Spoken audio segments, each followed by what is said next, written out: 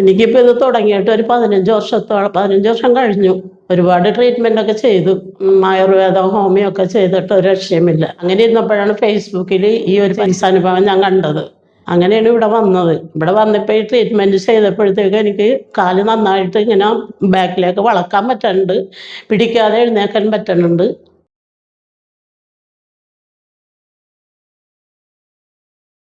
വരുമ്പോഴിങ്ങനെ അല്ലായിരുന്നു.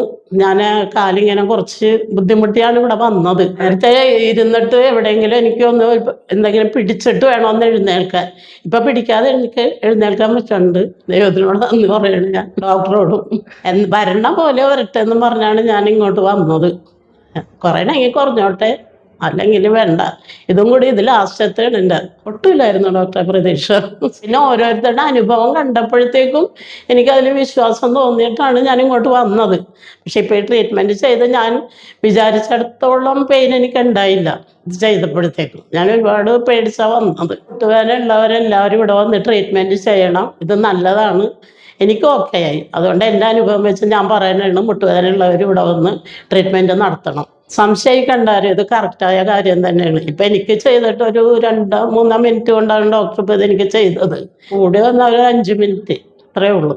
ചെയ്തതിൽ നിന്ന് എനിക്ക് ഒരുപാട് വ്യത്യാസം വന്നിട്ടുണ്ട്. Happy doctor. എന്നോട് ഒരുപാട് നന്ദി എനിക്ക് ഡോക്ടറോട്. മുട്ടുവേദനയുള്ള ആൾക്കാർ ഇവിടെ വന്ന് ട്രീറ്റ്മെൻറ്റ് ചെയ്യുക.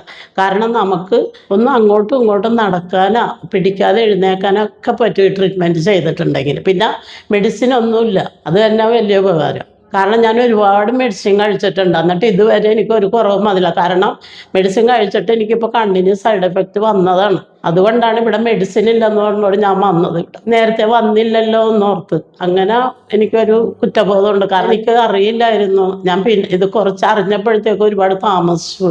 ഒരുപാട് വിശ്വാസമായി ഡോക്ടറെ.